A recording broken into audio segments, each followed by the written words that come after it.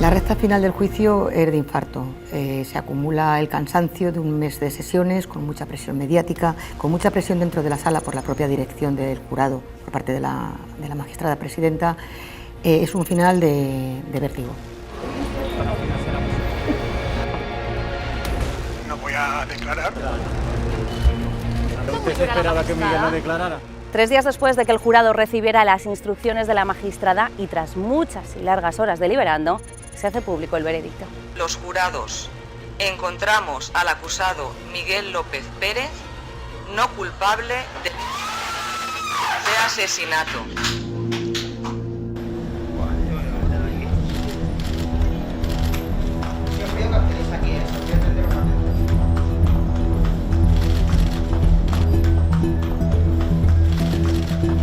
Una situación, una circunstancia que le ha llevado a este procedimiento y que confiamos claramente en que así fuera, ¿no? Absuelto, como ha sido finalmente.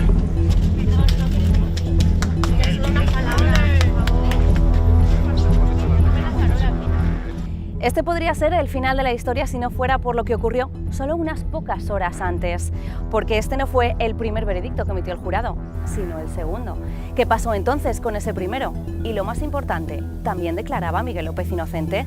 La historia se enreda tanto en este punto que podríamos estar incluso a las puertas de la repetición del juicio por el asesinato de María del Carmen Martínez. A las 10:30 de la noche del 8 de noviembre, apenas un día después de concluido el juicio, la presidenta del tribunal convoca a las partes para comunicar que el jurado ha tomado una decisión que realmente llega pronto, teniendo en cuenta que ha sido un juicio que ha durado 1 mes y medio y un juicio denso, y que las deliberaciones se han producido en un ambiente de incomunicación, de tensión, de protección policial y una tensión que traspasaba incluso los muros de la sala en la que estaba reunido el tribunal. Hay un veredicto, pero se ha devuelto al acta. ¿Y eso porque por un error o por un...? Porque ha considerado que había errores, sí. Perdonad, mirad la hora que es. Entonces, ¿hoy habrá veredicto o no? Hoy no habrá veredicto, mañana. En esos momentos solo la juez y los 9 miembros del tribunal saben que por 7 votos a 2 Miguel López es considerado culpable del asesinato de su suegra, pero la juez rechaza el fallo. Rechaza el fallo sin unas explicaciones lógicas, hasta el punto de que ni las acusaciones ni la defensa, en ese encuentro de media hora tenso, saben qué está ocurriendo. Nosotros entramos allí, la magistrada tiene el objeto del veredicto, mejor dicho, el veredicto lo tiene en su poder, no se lo da trasladado y ya manda a llamar al jurado. En ese momento ya empieza a darle las instrucciones. A partir de ese momento se produce una cadena de actuaciones que en nuestra opinión, en mi opinión, es contraria a lo que disponen las normas. Tiene que haber una sucinta explicación de las razones por las que han declarado o rechazado declarar determinados hechos como probados. Como probados, señoría, como probados sí, pero no como no probados. Ya hemos terminado, por favor. Lo único que pudimos es, nosotros, las acusaciones, protestar porque las instrucciones que estaba dando considerábamos que no eran adecuadas. Pero, digamos, una protesta a grosso modo, porque tampoco sabíamos exactamente en qué consistía el veredicto ni qué fundamento tenía ese veredicto, es que no lo sabíamos. Es que no puedo decir más, o sea, esta acta es mía. Al privarnos de la posibilidad de conocerlo, no pudimos hacer, digamos, más alegaciones o más protestas concretas. El jurado no se tiene que pronunciar sobre una cosa que no considera probada. Que no considera probada, no tiene que decir absolutamente nada. Háganme a mi caso, porque soy yo la que tengo que redactar después una sentencia en que no se incurra en ningún vicio de nulidad. Señoría, ya ha costado.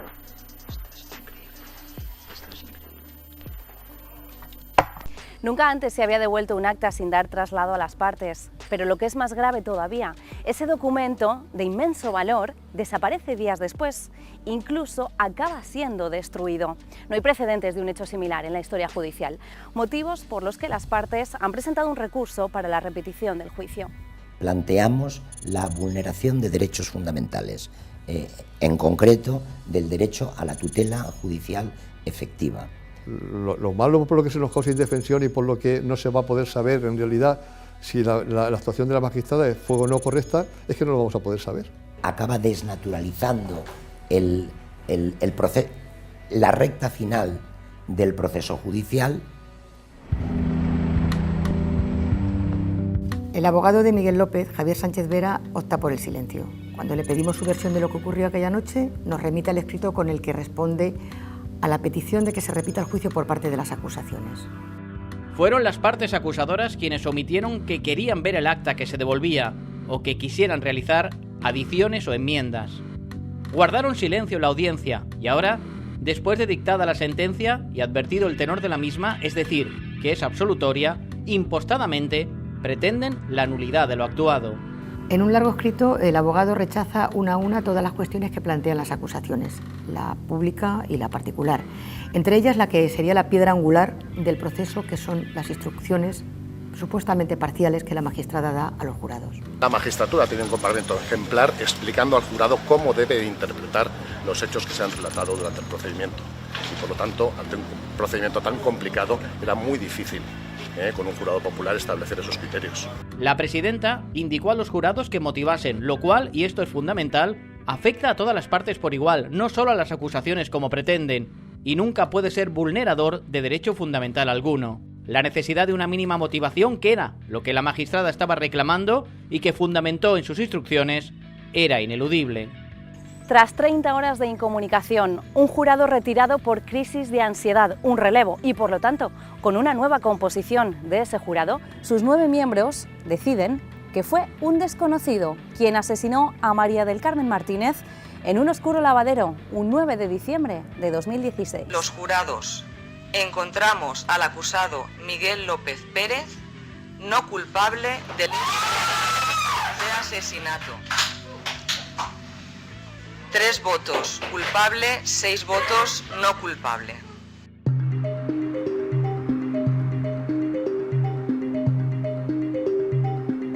En el momento en que se lee la sentencia no hay sorpresa. Y yo en esa situación sí que podría esperar ver esa emoción de sorpresa. ¿Crees que él se está conteniendo?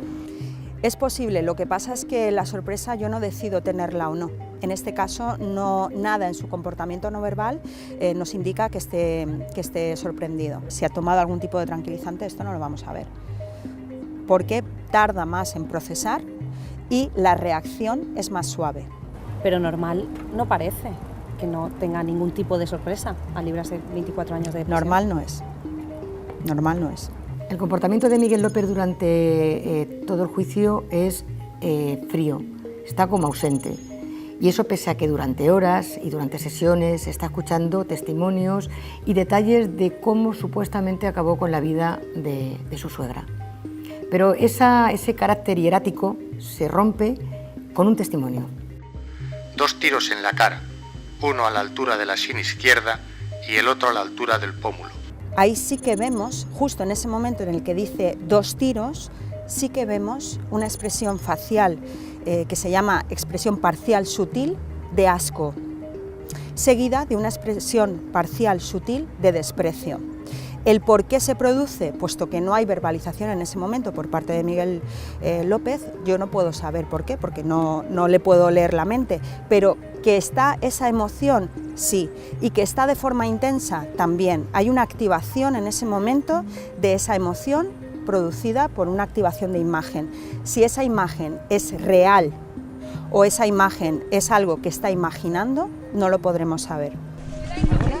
Gracias. Ahora mismo no puedo hablar, disculparnos, ahora mismo no puedo hablar. Eso es la emoción de alivio, ahí se produce... Sí que la ves más normal. Sí, es totalmente coherente, es decir, la salida que hace Miguel López de los juzgados es totalmente coherente con la situación.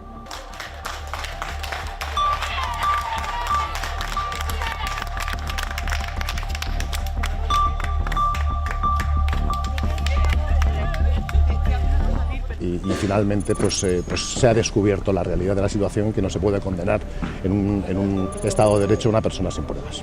En un juicio todo el mundo es consciente de que puede suceder cualquier cosa. Todos hemos aprendido algo de lo que ha pasado en este juicio. Entre las muchas dudas que no ha resuelto este proceso, planea la pregunta de si se puede absolver a una persona sin tener ninguna constancia de por qué se invalidó ese primer veredicto condenatorio que enviaba a Miguel López a prisión por 24 años. La respuesta ahora la tiene que dar el Supremo. Las acusaciones tienen muy claro que el juicio debe repetirse. Nuevo jurado, nueva presidenta y de nuevo Miguel López en el banquillo de los acusados. El tiempo dirá si vuelve a jugarse a cara o cruz, prisión o libertad. Los jurados encontramos al acusado Miguel López Pérez no culpable de asesinato. Gracias. Ahora mismo no puedo hablar, disculparnos.